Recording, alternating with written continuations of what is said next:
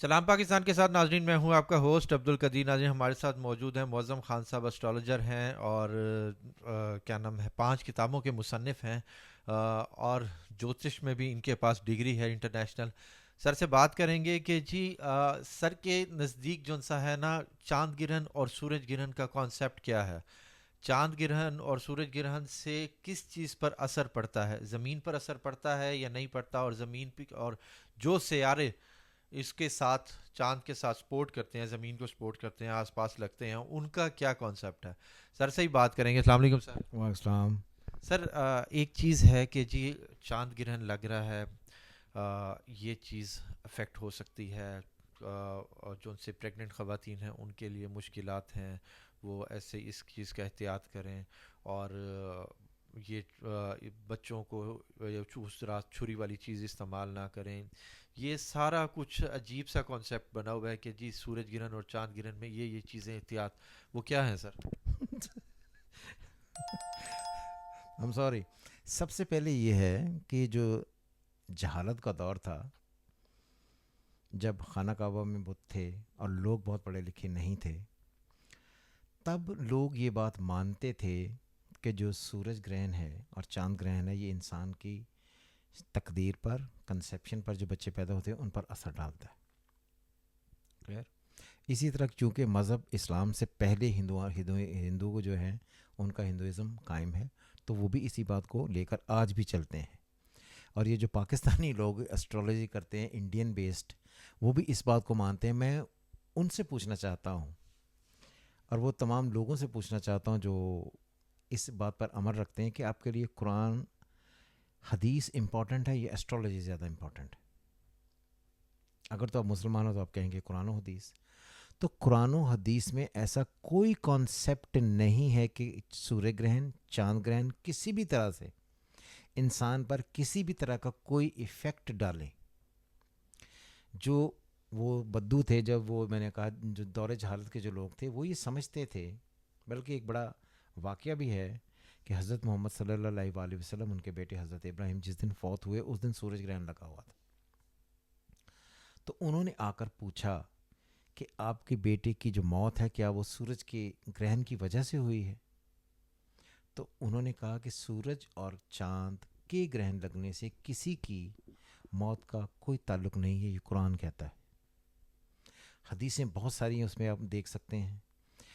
اور یہ بات قرآن کیا کہتا ہے کہ یہ جو جب سورج کو گرہن لگتا ہے تو اس کی روشنی چھپ جاتی ہے. تو یہ چاند اور سورج دونوں قیامت کی نشانیاں ہیں، اور وہ لوگ جو علم والے ہیں وہ ان نشانیوں سے سیکھیں. اور جب تم سورج اور چاند گرہن لگتا دیکھو تو نماز پڑھو. خوف کی علامت ہے یہ. اور اسی وجہ سے یہ کہا جاتا ہے، یہ جو خوف ہے نا، کہ میری امت پر یہ دن آئے گا جس دن یہ قرآن کہتا ہے کہ سورج کو روئی کے گالوں کی طرح اڑا دیا جائے گا. تو وہ جب سورج گرہن لگتا ہے تو یہ آلموسٹ وہی سنیریو ہوتا ہے. یہ ہمیں یاد دلواتا ہے اس دن کی جس دن قیامت آئے گی اور یہ سنیریو کریٹ ہوگا. ہمیں ہر حال میں اس قیامت کو یاد رکھنے کے لیے، توبہ کرنے کے لیے، وہ خوف سے وہ نمازیں، دعائے خسوف اور دعائے خسوف پڑھی جاتی ہے. نماز جسے ہم کہتے ہیں نماز خسوف، تو نماز خسوف یہ پڑھی اس وجہ سے ہیں. اس کا کسی بھی طریقے سے حاملہ عورتوں سے، کسی بھی طریقے سے سوئی پکڑنے سے، کسی بھی طریقے سے چھری پکڑنے سے، کسی بھی طریقے سے کسی بھی ایک کام کا انسان پر قطعی طور پر منفی اثر نہیں پڑتا ہے. اسلام بھی اس بات کو بالکل نہیں مانتا. اور جو لوگ، اور خصوصاً ایسٹرولوجر، اس بات کی تشریح کرتے ہیں اور اپنے آپ کو بڑا بنانے کے لیے، اپنے ویوز لینے کے لیے لوگوں کو اس بات پر ڈراتے ہیں، وہ کافر ایسٹرولوجرز ہیں، وہ مسلمان نہیں ہیں. اور اگر کوئی مسلمان ہوتے ہوئے آپ کو یہ کہے تو آپ نے ہر حال میں اس سے یہ ضرور پوچھنا ہے کہ آپ ہمیں یہ بتائیں کہ کیا اسلام میں اس کی کوئی گنجائش ہے؟ پھر وہ کبھی دائیں، کبھی بائیں، کبھی شائیں آئیں بائیں شائیں ماریں گے. تو اس کا مطلب یہ ہے اپنے علم کو بہت بڑا دکھانے اور خصوصاً قرآن مجید اور حدیث سے اوپر کرنے کی کوشش نہ کریں. آپ اس کانسیپٹ کو چھوڑیں، انسان کے بچے بنیں، مسلمان ہی رہیں، اور اس گرپ میں، اس گراف میں رہ کر اپنی زندگیاں گزاریں. ٹھیک ہو جائے گا. اچھا سر، یہ تو آپ نے بتا دیا کہ جی اسلام کے پوائنٹ آف ویو سے. اب ہم بات کرتے ہیں سائنس کی، کہ سائنس کے حوالے سے اگر سورج گرہن اور چاند گرہن کا کیا کانسیپٹ ہے؟ دیکھیں چاند گرہن اور سورج کا گرہن یہ ہے کہ جب زمین چاند درمیان میں آ جائے اور وہ موومنٹ کرتے ہوئے تو یہ سورج گرہن لگ گیا. اس کا امپیکٹ سے کوئی تعلق نہیں ہے. اگر یہ کہیں کہ زمین پر جھوار بھاٹا آتا ہے، یہ ساری ہر 14ویں کی رات کو آتا ہے، اس کا انسان کی تقدیروں پر کیا اثر ہے؟ تقدیر تو اللہ کا حکم ہے. اگر آپ ہر 14 دن کے بعد یا ہر 28 دن کے بعد 14ویں رات آتی ہے اور 28 دن کے بعد ہر آدمی کی تقدیر بدلنی شروع ہو جائے تو پھر تو کوئی بھی چیز ٹھیک نہ رہے. ایسٹرالوجی کی تعریف کیا ہے یہ بات اپنے ذہن میں رکھیں. لوگ یہ کہتے ہیں کہ یہ جو ایسٹرالوجی ہے یہ سیاروں کے اثرات ہیں انسان پر، یہ جھوٹ ہے. ایسٹرالوجی ایک لینگویج ہے. یہ جو سن، مون، مارس، راہو، جوپیٹر، یہ وہ سارے جو پلینٹس ہیں یہ ورڈز ہیں. ان سے ورڈز کو ملا کر ایک ایسٹرالوجر ایک تحریر بناتا ہے اور اس تحریر کو پڑھتا ہے. یہ ایسٹرالوجی ہے. آپ مجھے بتائیں کہ اگر آپ پر کوئی چیز ایفیکٹ کر رہی ہے، اثر کر رہی ہے، مجھ پر بھی کر رہی ہے، تو جو ایک ایسٹرالوجر ہے اس کے پاس کون سا ایسا گیجٹ ہے جس سے وہ ٹیسٹ کر لیتا کہ اس پر زحل کے 20% اثرات پڑ رہے ہیں، اس پر 100% پڑ رہے ہیں؟ کوئی گیجٹ آپ نے کبھی دیکھا؟ وہ کیا کرتے ہیں، وہ دے ریڈ دا چارٹ ہوگا تو پڑھیں گے نا. اگر آپ کسی چیز کو پڑھ رہے ہیں تو اس کا مطلب ہے کہ یہ لینگویج ہے تو پڑھ رہے ہیں نا. تو یہ اتنی سی ایک بات انسان کے دماغ میں گھس نہیں پاتی، تو یہ بنے ہیں ایسٹرالوجر بننے کی کوشش کر رہے ہیں. انفلوئنس ناپنے کے لیے، جیسے آپ کو بخار ہے، آپ کو تھرمامیٹر یا کوئی چیز سے لگا کر بندہ چیک کرتا ہے کہ یہ آپ کی ہارٹ بیٹ چیک کرنے کے لیے گیجٹ استعمال ہوتے ہیں. یہ جو پلینٹری انفلوئنس ہے مجھے اس وجہ سے آتی ہے کہ یہ کس قدر لوگ جاہل ہیں کہ پلینٹری انفلوئنس کو ناپنے کے لیے یا ماپنے کے لیے آپ کے پاس کوئی گیجٹ ہے وہ ہمیں دکھائیں. کیونکہ مجھے بھی ایسٹرالوجی کرتے ہوئے کو 20 سال ہو گئے، میں بھی دیکھوں کہ وہ کون سا گیجٹ ہے. آئی نیور ایور ایکسیپٹ کہ پلینٹری انفلوئنس انسان پر ہے. اس کا مطلب یہ ہے کہ آپ سمپل الفاظ میں یہ کہنا چاہتے ہیں کہ جو اثرات سیاروں کے اثرات ہیں وہ آپ کی تقدیر بدل سکتے ہیں یا بنا سکتے ہیں. تو اس کا مطلب یہ ہے کہ آپ نے یہ کہا کہ آپ نے اسٹریٹ وے خدا کو، اللہ کو آپ اس میں بریکٹ میں سے باہر نکال دیا. اللہ قرآن میں کہتا ہے ہم نے ہر چیز پیدا کی پھر اس کی ایک تقدیر مقرر کر دی. ہم نے تمہاری تقدیر بصورت اعمال تمہارے گلے میں لٹکا دی، جسے ہم تجھے کھول کر کتاب کی مانند روز قیامت دکھا دیں گے. یہ اللہ کا حکم ہے. اللہ کا حکم امپورٹنٹ ہے، یہ ان لوگوں کی باتیں امپورٹنٹ ہیں. تو یہ سارے جھوٹ پر مبنی جو ہیں کہ میں آپ کی تقدیر ٹھیک کر دوں گا. اگر آپ یہ کہنا چاہتے ہیں کہ ہوتا ہے نا محبوب آپ کے قدموں میں، 7 دن میں یوں ہیں، آپ کے ستارے بڑے گردش میں ہیں، میں آپ کے ستارے ٹھیک کر دوں گا، فلاں دن کو یہ پتھر پہن لیں، کالے کپڑے نہ پہنیں، دالیں جو ہے وہ چھت پر پھینکیں، گوشت کتوں کو کھلائیں.